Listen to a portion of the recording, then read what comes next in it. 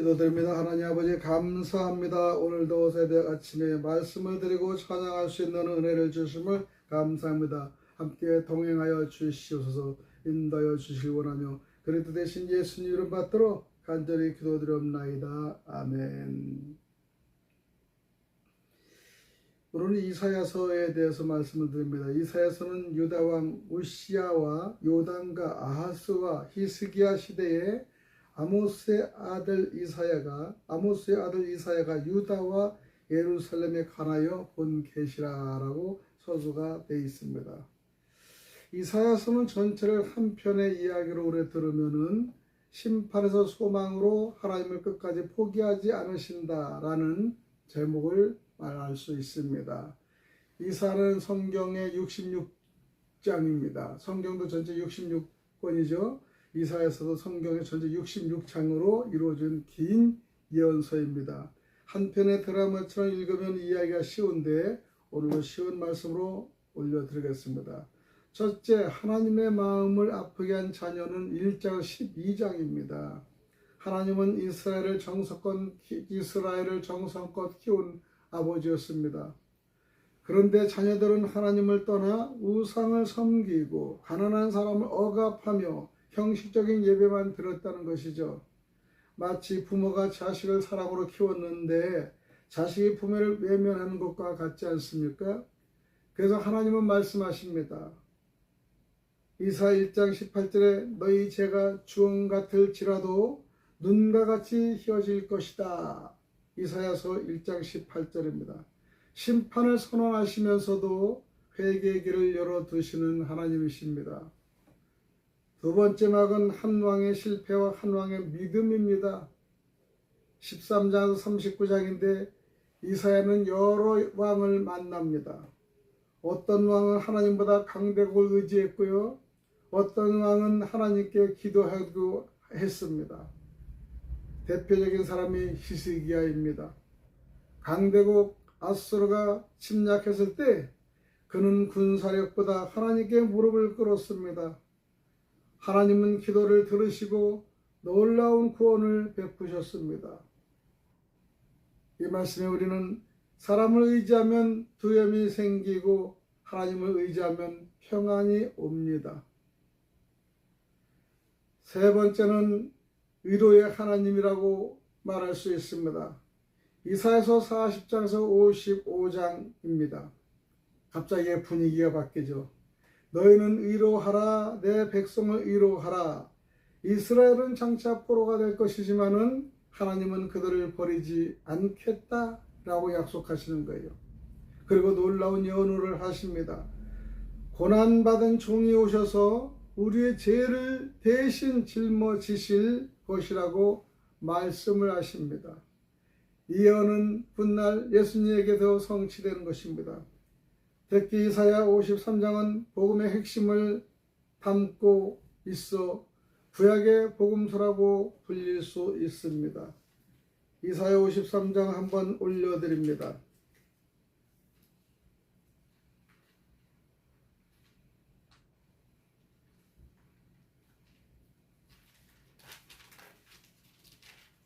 이사야 53장. 우리가 전할 것을 누가 믿었느냐? 여호와의 팔이 누구에게 나타나느냐? 그는 주 앞에서 자라나기를 연한 순 같고 마른 땅에서 나온 뿌리 같아서 고운 모양도 없고 풍채도 없은즉 우리가 보기에 흠모할 만한 아름다운 것이 없도다. 그는 멸시를 받아 사람들에게 버림받았으며 간고를 많이 겪었으며 질고를 나는 자라. 마치 사람들이 그에게서 얼굴을 가리는 것 같이 멸시를 당하였고 우리도 그를 기여기지 아니하였도다.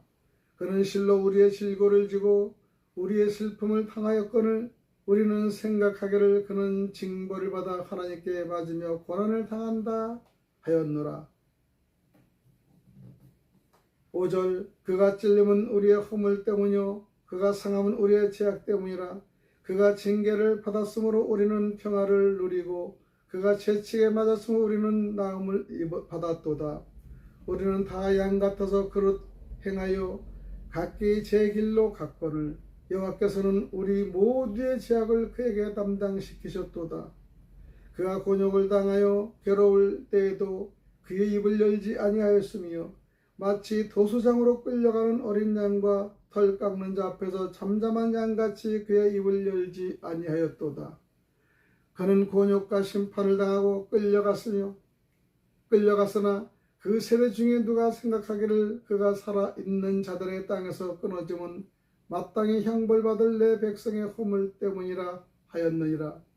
그는 강포를 행하지 아니하였고 그의 입에 거짓이 없었으나 그의 무덤이 악인들과 함께 있었으며 그가 죽은 후에 부자와 함께 있었도다. 여호와께서 그에게 상함을 받게 하시기를 원하사 질고를 당하게 하셨은즉 그의 영혼을 속건제물로 드리게 이르면 그가 실을 보게 되며 그의 날은 길 것이요 또 그의 손으로 여호와께서 기뻐하시는 뜻을 성취하리로다.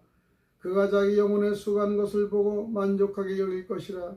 나의 의로운 종이 자기 지식으로 많은 사람을 의롭게 하며 또 그들의 죄악을 친히 담당하리로다. 53절 마지막 12절. 그러므로 내가 그에게 존귀한 자와 함께 몫을 받게 하며 강한 자와 함께 탈찬 것을 나누게 하리니 이는 그가 자기 영혼을 버려 사망에 이르게 하며 범죄자 중 하나로 헤아림을 받았음이니라. 그러나 그가 많은 사람의 죄를 담당하여 범죄를 위하여 기도하였느니라. 복음서와 같은 이렇게 훌륭한 이사야 53장을 하면서 우리는 마음이 시큰할 수밖에 없습니다. 그래서 특히 이사야 53장은 복음의 핵심을 담고 있어 구약의 복음서라고 불리는 겁니다. 이사야 제3학은 새하늘과 새 땅이 56장부터 66장까지입니다. 이사야는 심판으로 끝나지는 않습니다. 마지막에는 하나님께서 새하늘과 새 땅을 약속하셨는데요. 죄와 눈물과 고통이 끝나고 하나님과 함께하는 영원한 나라가 펼쳐진다고 소망합니다. 성경의 마지막 책인 요한계시록과도 아름답게 이어지는 것을 볼 수 있습니다. 한 문장으로 우리가 정리해보면 이사야는 죄를 심판하시는 거룩한 하나님께서 끝까지 사랑으로 백성을 구원하시고 메시아를 보내 새 세상을 이루신다는 절정적인 이야기를 볼 수 있습니다. 우리가 이사야에서 가장 깊은 영적 메시지는 거룩하신 하나님 앞에 선 사람입니다. 이사야 6장 1절 8절 보면 내가 또 주의 목소리를 들으니 내가 여기 있나이다. 나를 보내소서. 이사야를 한마디로 요약하면 거룩하신 하나님을 만난 사람이 변화되어 하나님의 사명을 감당하는 스토리로 볼 수 있습니다. 첫 번째, 하나님을 만나기 전에는 자기 자신을 보지는 못합니다. 하나님을 이사야 선지자였지만은 하나님을 뵙기 전에는 자신의 죄를 깊이 깨닫지 못했다는 것이죠. 그러나 하나님의 보좌를 보는 순간에 그는 외쳤습니다. 과로다. 나는 망하게 되었도다. 왜 그럴까요? 하나님의 거룩함 앞에서는 자신의 죄가 드러나기 때문입니다. 오늘 우리는 다른 사람과 비교하여 나는 괜찮다라고 생각하기 쉽습니다. 그러나 하나님 앞에 서면은 비교하는 것이 아니라 회개가 시작된다는 것입니다. 두 번째는 하나님은 죄를 드러내기만 하시는 분이 아니라 죄를 씻으시는 분이십니다. 스라비 제단의 숯을 가져다 이사야 입술에 대었습니다. 불의 심판을 상징하면서도 동시에 정결하게 하는 하나님의 은혜를 보여줍니다. 죄를 인정하는 사람은 하나님께서 깨끗하게 헤어주신다는 뜻이죠. 회개는 정죄의 끝이 아니라 은혜의 시작이라는 것을 알 수가 있습니다. 세 번째는 깨끗해진 사람에게 사명이 주어진다는 거예요. 하나님 먼저 가라고 하지 않으셨습니다. 먼저 죄를 씻으시고 나서 말씀하셨는데요. 내가 누구를 보내며 누가 우리를 위하여 갈꼬 라고 하십니다. 이사야는 곧바로 대답합니다. 내가 여기에 있나이다. 나를 보내소서라고요. 은혜를 받은 사람은 사명을 피하지 않는다는 것입니다. 은혜를 받은 사명, 이사야는 사명을 받고 감당하는 것입니다. 네 번째는 이사야의 중심은 메시아이신 예수 그리스도이시라는 것을 알 수 있습니다. 이사야는 장차 오실 구원자를 가장 선명하게 예언한 선지자입니다. 처녀에게서 태어나실 메시아는 7장에 나와 있지요. 평강의 왕은 이사야 9장의 내용입니다. 고난받은 종은 이사야 53장의 내용입니다. 이 모든 예언은 예수 그리스도 안에서만 성취되었다는 사실을 알 수가 있습니다. 이사야는 심판을 말하지만 심판보다 더 크게 구원의 은혜를 선포하신 귀한 장입니다. 이사야는 세 가지 질문을 던집니다. 나는 하나님의 거룩함 앞에 서 있는가? 두 번째는 나는 날마다 회개하며 정결함을 받고 있는가? 세 번째는 나는 나를 보내소서 하고 응답받는 삶을 살고 있는가? 이건 이사야의 질문이야 우리들에게 받는 질문인 줄 믿습니다. 다시 한번 우리는 여러분의 이름을 대면서 세 가지의 질문을 던져보며 생각하시 바랍니다. 첫 번째, 나는 하나님의 거룩함 앞에 서 있는가? 두 번째는 나는 날마다 회개하며 정결함을 받고 있는가? 세 번째는 나는 나를 보내소서 응답하는 삶을 살고 있는가? 이 세 가지 질문에 여러분 조금씩이라도 변화받는 저와 여러분이 되시기를 간절히 축원합니다. 결론은 이사야가 본 가장 큰 환상은 미래의 사건이 아니라 하나님의 거룩하심입니다. 사람은 하나님의 깊이 알수록 자신을 낮추고 자신을 낮출수록 하나님의 은혜를 더 크게 경험합니다. 거룩하신 하나님을 만난 사람이 세상을 변화시킨다는 것입니다. 오늘 아침의 새벽의 말씀 우리도 이사야처럼 하나님 앞에 서서 이렇게 고백하기를 원합니다. 주님, 제 죄를 씻어 주옵소서. 그리고 저를 사용하여 주옵소서. 내가 여기 있나이다. 할렐루야, 아멘. 오늘의 삶의 소리에 적용할 것은요, 우리의 삶에도 실패와 눈물이 있다는 것입니다. 그러나 하나님은 심판으로 끝내지 않으신다는 것입니다. 회개하는 자를 용서하시고 넘어져도 다시 일으키시며 마지막에는 영원한 소망을 주십니다. 이사야서에서는 두려움의 책이 아닙니다. 하나님의 신실한 사랑과 구원의 약속을 보여주는 희망의 책인 줄 믿습니다. 이사야 66권에 대해서 다시 귀한 복음서의 말씀을 생각하며 오늘도 하나님 말씀에 저희들이 귀하게 눈을 뜨고 회개하는 역사가 일어나기를 원합니다. 이사야 52장 1절에서 시온이여 깰지어다 내 힘을 낼지어다 거룩한 성 예루살렘이여 내 아름다운 옷을 입을지어다 이제부터 할례받지 아니한 자와 부정한 자가 다시는 내게로 들어옴이 없을 것이라.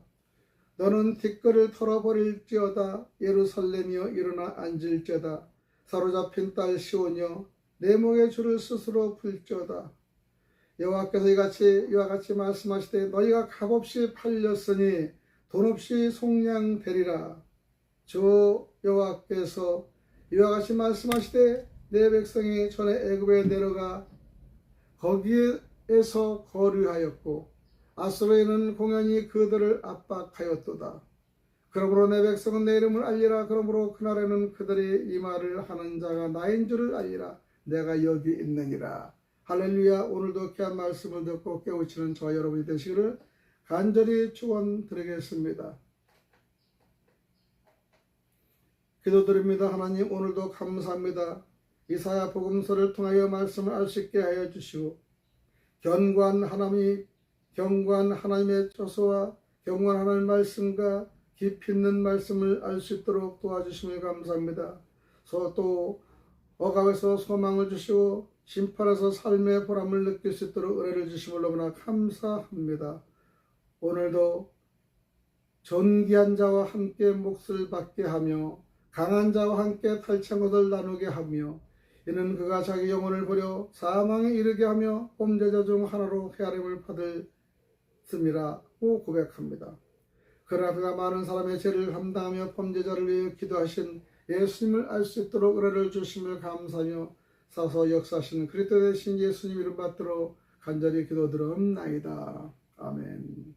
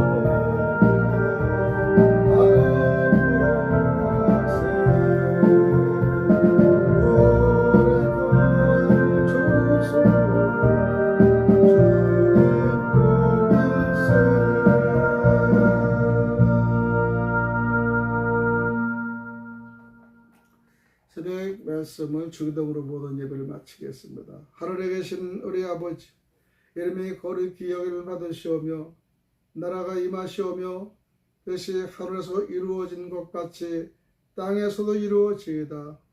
오늘 우리에게 일용할 양식을 주시옵고 우리가 우리에게 죄진 자를 사여 준 것 같이 우리의 죄를 사여 주시옵고 우리를 시험에 들게 하지 마옵시고 다만 악에서 구하시옵소서. 나라와 권세와 영광이 아버지께 영원히 있사옵나이다. 아멘.